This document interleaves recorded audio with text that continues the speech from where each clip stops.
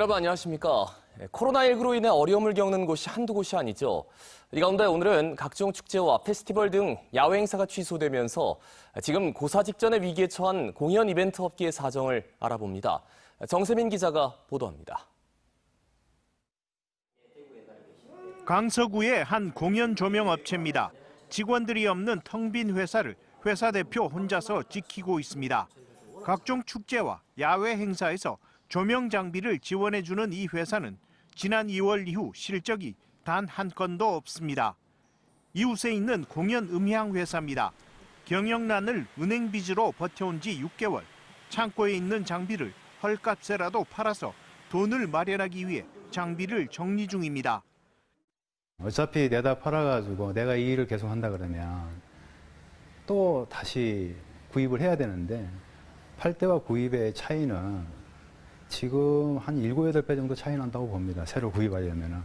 그걸 알면서도 팔아야 되는 심정이니까. 코로나19로 인해 지역의 축제와 행사가 모두 취소되면서 지역 공연업계는 연쇄도산 위기에 처했습니다. 그동안 이 분야에서 일을 하던 직원들은 뿔뿔이 흩어져 제각각 다른 일들을 하며 버티고 있습니다. 급식 배달을 하시는 분들, 그다음에는 가이드 하시는 분들, 실례로 그 마술을 하시는 그런 아티스트인데도 그분도 이제 아파트 홍보 차량을 운전하는 그런 업종으로 가시는 분도 있고요. 행사가 취소돼 텅 빈 공연장입니다. 공연업계에서는 비대면이나 거리두기 좌석제 등을 통한 최소한의 행사나 공연이라도 개최해서 관련 업계의 생존을 지원해 줄 것을 호소하고 있습니다. 창원의 경우 지난 1일 방역과 거리두기를 실천하며 3,000명이 넘는 시민들이 참가한 가운데 창원 시민의 날 기념행사를 개최했다며 부산시도 대안 마련에 힘을 써달라고 요구합니다.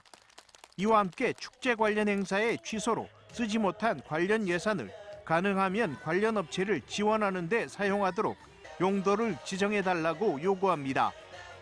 부산 지역 공연 관련 업체는 모두 150여 개 업체에 직원 수만도 1,500여 명. 한 20년 걸쳐서 만들어 놓은 한 산업이 지금 무너지고 있는 거기 때문에 이 산업이 활성화는 안 되더라도 정상적으로 가지 못하더라도 어느 정도는 저희가 유지할 수 있을 정도는 좀 할 수 있는 그런 상황을 만들었으면 하는 바람입니다. MBC 뉴스 정세민입니다. 부산시는 해외에서 입국한 뒤 코로나19 자가격리 기간에 외출한 북구 거주 60대 여성 A씨를 감염병 예방과 관리에 관한 법률 위반 혐의로 고발했다고 밝혔습니다.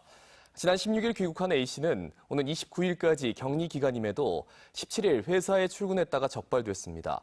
부산에는 이틀째 추가 확진 환자가 나오지 않아 코로나19 확진 환자 154명을 유지했고 5명이 입원 치료 중인 것으로 집계됐습니다. 인천 지역 수돗물에서 유충이 발견돼 불안감이 커지고 있는 가운데 부산에서도 수돗물 유충물 발견 신고가 잇따라 접수됐습니다. 부산시 상수도사업본부는 인천 수돗물 유충 발견 이후 부산에서 모두 8건의 관련 신고가 접수돼 해당 가구의 수돗물을 정밀 조사하고 있다고 밝혔습니다. 상수도사업본부는 최근 수돗물 위생에 대한 시민들의 관심이 커지면서 신고가 늘고 있는 것으로 보고 조사 결과에 따라 신속한 대응에 나서겠다고 밝혔습니다. 옛 동사무소인 행복지원센터의 발빠른 대응으로 고독사 위험에 처한 독거노인이 생명을 구했습니다. 중구 보수동 행복지원센터에 따르면 지난 15일 오전 혼자 살고 있는 73살 A씨가 연락이 닿지 않는다는 긴급한 전화가 걸려왔고 센터 직원들이 수소문 끝에 경찰과 함께 직접 집을 찾아가 의식을 잃고 쓰러져 있는 A씨를 발견해 병원으로 옮겼습니다. 현재 A씨는 위험한 고비를 넘기고 의식을 회복한 것으로 알려졌습니다. 미래통합당 김도읍 의원이 항공기의 소음 부담료와 착륙료 전액을 해당 공항이 소지한 소음 대책 지역에 사용할 수 있도록 하는 공항소음 방지법 개정안을 대표 발의했습니다. 김 의원에 따르면 김해공항에서 지난 5년간 징수한 착륙료 848억 원 가운데 20%인 168억 원만 김해공항 주변의 소음 대책과 주변 지원 사업에 사용됐고 나머지는 다른 공항의 유지와 소음 대책 등에 투입됐습니다.